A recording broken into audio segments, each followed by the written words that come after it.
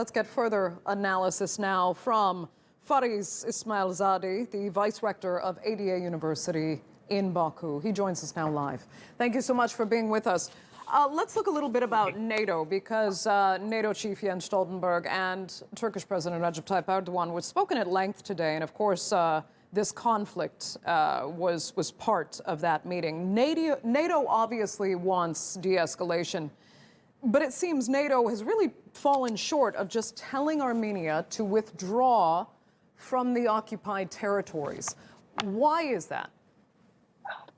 Yes, this conflict has very big potential for all major regional organizations. As you know, and just like Member of Parliament mentioned, UN has passed resolutions. Many other organizations have passed resolutions condemning Armenian occupation. NATO could get potentially involved because Turkey is a member of NATO, and Turkey is supporting Azerbaijan, Turkey is supporting territorial integrity of Azerbaijan. And I think if third parties get involved, Armenia is member of Collective Security Treaty organization with Russia. I think that if Russians get involved, Turkish army gets involved, this conflict can really escalate to a major regional conflict.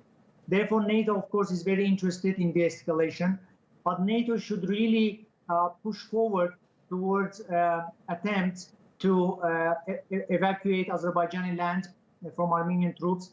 I think NATO has a big role to play here. And if NATO is able to pressure Armenia, pressure some European countries such as France to persuade Armenia to liberate Azerbaijan's occupied territories, then this de-escalation is possible.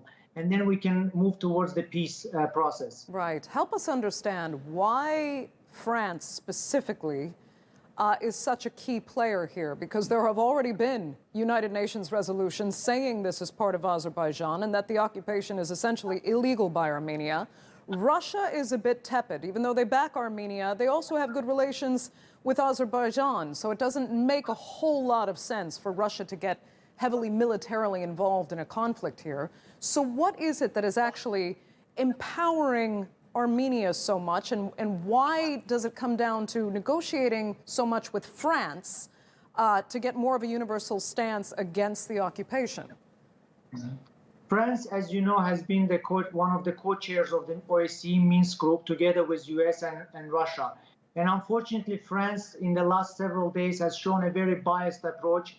Our people and our government has been very disappointed with France as a neutral mediator, because France has taken side of Armenia and has been spreading fake news about Karabakh conflict. We want France and other European countries to be impartial. We want them to be unbiased.